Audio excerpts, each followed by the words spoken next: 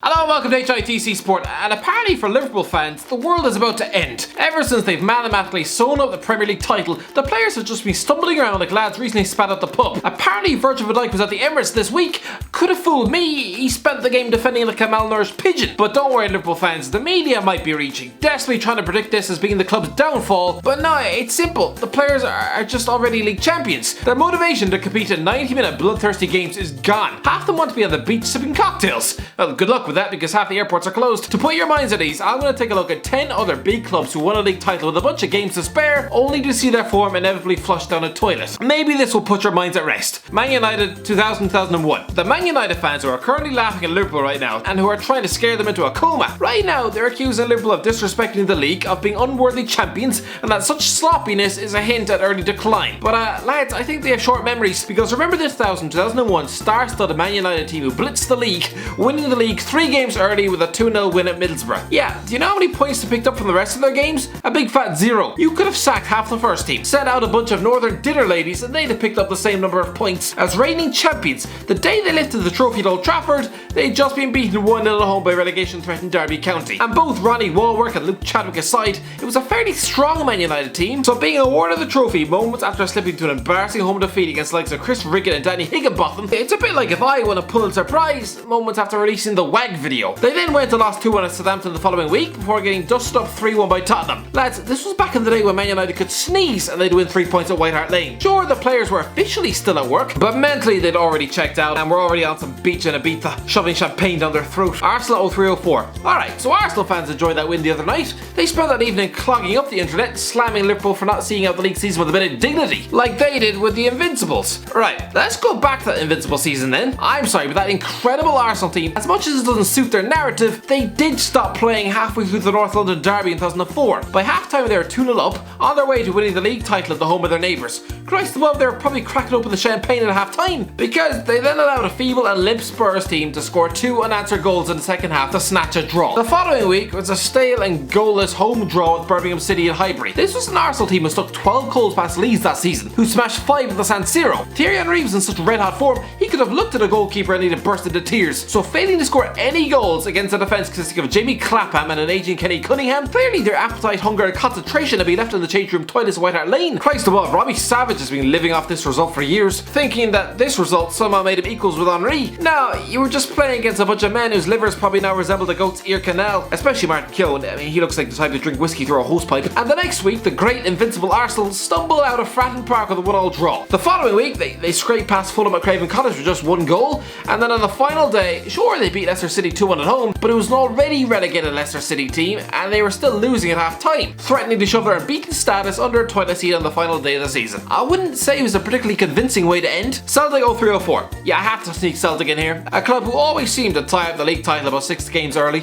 I'll go back to 2004 here, when a pretty strong Celtic team beat Kilmarnock by 1 goal to seal the 03-04 league title. Then the players put their feet up, losing at home against Aberdeen. They then picked up 1 measly point away at Hearts, before another league defeat at home against Dunfermline. Bear in mind, this club had gone 77 league games unbeaten at Celtic Park. Now they lost 2 in a row. I'm sorry, but no team with Henrik Larsson up front should ever be losing at home to Dunfermline Athletic. Chelsea 05-06. Yeah, remember when Chelsea absolutely blitzed Man United 3-0 at Stamford Bridge on 29th of April 2006? In their heads, the season was done. It was enough to hand-wrap them their second league title, so the last 2 games of the season were just a massive irrelevance. Did the players really want to be stuck on a bus to Ewood Park and then travel all the way up to Newcastle 5 days later? The only reason they'd have wanted the latter trip would just be to spend the weekend pouring beer in their ears down the big market. After a triumphant 3-0 title-lifting display against Man United, to then play these irrelevant away games is kind of like passing your exams and then being asked to still come in and complete the last 2 days of school. You'd probably rather wipe a pig's arse with a toothbrush now, wouldn't you? Jose Mourinho had overseen just 4 league defeats in his 74 games as Chelsea manager, and here he was losing 2 in a row. Stephen Reid scored the only goal in a 1-0 win at Ewood Park before Titus Bramble, a fella less reliable than a blind postman, scored the winner at St James's Park.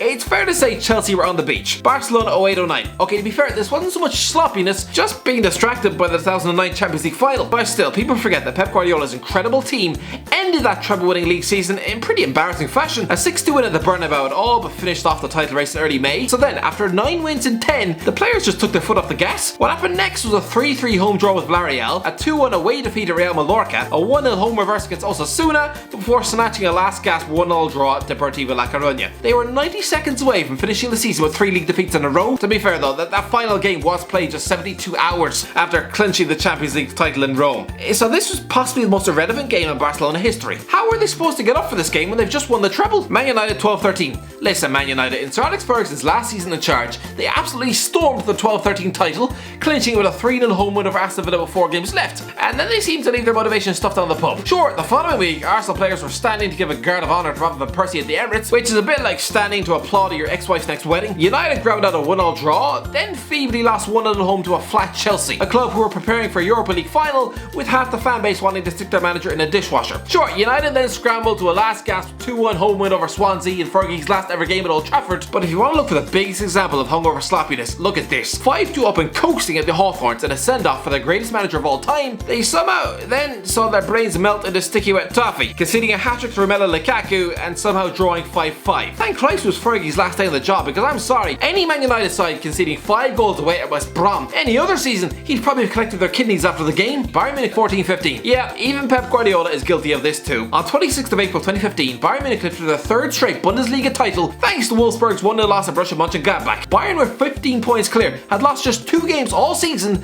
and then obviously they must have just spent the week drowning their brains with beer, because they went and lost 3 games in a row, 2-0 away at Bayer Leverkusen, 1-0 home to Augsburg, before slipping to a 2-1 defeat away at Freiburg. A team who finished second bottom of the league, by the way. Not forgetting, they also found time to bottle the Pokal Cup semi-final at penalties against Borussia Dortmund. Oh yeah, and were slapped around by Barcelona in the Champions League semi-finals. Sure, they managed to finally sober up long enough to grind out a 2-0 home win over Mainz on the final day, but lads, pretty careless way to see out what could have been a treble-winning season. Chelsea 14-15. Yeah, Chelsea fans should be careful about piping up, because they're guilty of this too. Remember when they cantered to the 14-15 league title, lifting the trophy against Crystal Palace at home with 3 games still left to play? This was a team who hadn't lost a league game in 16 matches, and they then petered out to a stale 1-1 home draw at Liverpool. A Liverpool team who conceded 5 goals in one bastard half against Stoke City that month, let's not forget. They then slumped to a 3-0 away day defeat at West Brom, conceding not once, but twice to Saido Berahino. That's like winning an Oscar before immediately getting sick on the podium. They needed a late Loic Remy double to see off Sunderland at home. PSG 18-19. As far as sloppy ends of the season go, this one almost cost Thomas Tuchel his job. Sure, PSG officially won the title on the 21st of April